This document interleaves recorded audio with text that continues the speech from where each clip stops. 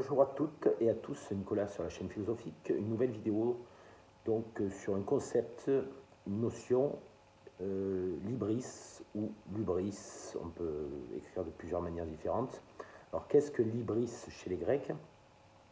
Alors comme je l'ai dit, on peut l'écrire H-Y-B-R-I-S ou H-U-P-R-I-S ou encore U-B-R-I-S. Alors, pour le définir rapidement, c'est ce qui correspond à l'orgueil, la démesure, le sentiment de pouvoir, de folie, d'outrage, d'agression, de transgression et d'arrogance. Et il y a d'autres qualificatifs pour déterminer le libris ou l'ubris. On va rester sur le libris, ça sera plus simple. Alors c'est un terme qui remonte à la Grèce antique, et libris était considéré comme un crime. Elle recouvrait des violations comme les voies de fait, les agressions sexuelles et le vol de propriété publique ou sacrée. Alors, selon une conception assez répandue, on peut dire que classique, le mal essentiel serait l'insolence, imaginée comme une sorte de folie des grandeurs qui voudrait hausser l'homme au niveau de la divinité inaccessible. Alors, en latin, on peut traduire donc, le pouvoir par la potestas, la folie par insania, l'outrage par contemptus et l'orgueil par superbia. Alors, des philosophes grecs comme Aristote ou Platon y ont souvent fait allusion, référence dans leurs œuvres. On retrouve la notion dans plusieurs tragédies, la notion permettant au héros de narrer sa grande épopée en se hissant lui-même à un rang divin. On peut voir dans l'Iliade et l'Odyssée d'Homère. Alors, l'ubris est considéré comme étant fondamentalement une offense contre les dieux et un concept central de la pensée d'auteurs comme Pindare, Échille, Sophocle, Hérodote et Thucydide. Alors, c'est l'acte, le mot, même la pensée par lesquelles le mortel oublie les limites de la mortalité.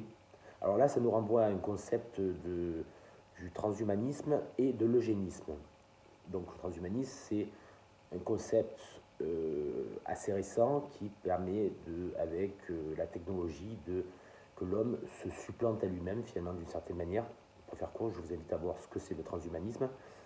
On en est plein dedans. Et l'eugénisme, donc, l'un des premiers qui a utilisé le terme eugénisme, c'était le frère de Julian Huxley, donc le frère d'Aldous Huxley, qui a écrit Le meilleur des mondes. Donc, après, ça a mené à l'eugénisme allemand, donc eugénisme, EU, la particule E, ça veut dire bon, bien, ça veut dire le bon gène. Donc, c'était un but de manipuler les gènes et de faire un homme, un être humain, un surhomme.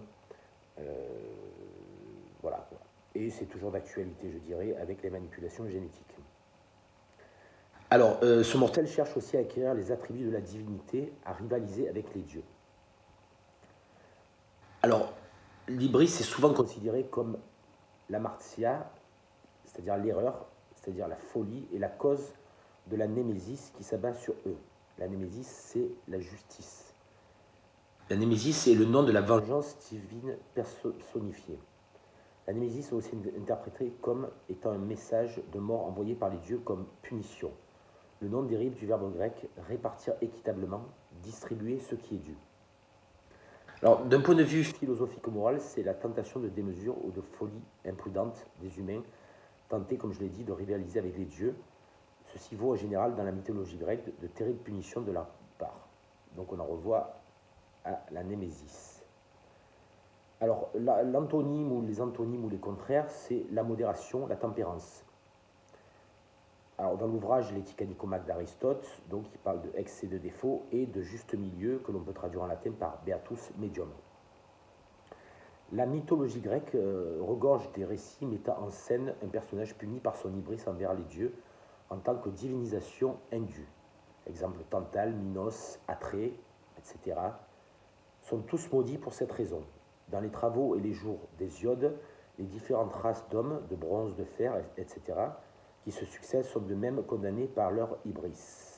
Malheureusement, nous sommes une société contemporaine, il n'y a pas de condamnation à juste mesure par rapport justement à, je dirais, à ces hommes de pouvoir, ou ces femmes de pouvoir, ces oligarques, ne sont pas punis justement par une justice, peut-être parce que la justice va dans leur sens d'une certaine manière. Mais je ne m'étalerai pas sur cette petite digression. D'une certaine manière, la faute d'Agamemnon dans le premier livre de l'Iliade relève de l'Ibris en tant qu'il dépossède Achille de la part du butin qui devrait justement lui revenir. Là, la notion de vol, de pillage aussi.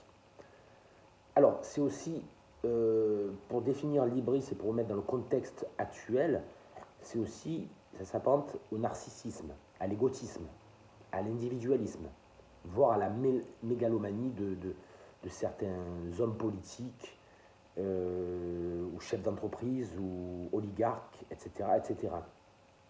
Ça va aussi avec l'hédonisme à outrance, qui n'est pas du tout pareil que l'épicurisme. Souvent, on confond souvent l'épicurisme de l'hédonisme. L'épicurisme d'Épicure, du jardin d'Épicure. L'hédonisme, c'est le plaisir en mouvement, à outrance.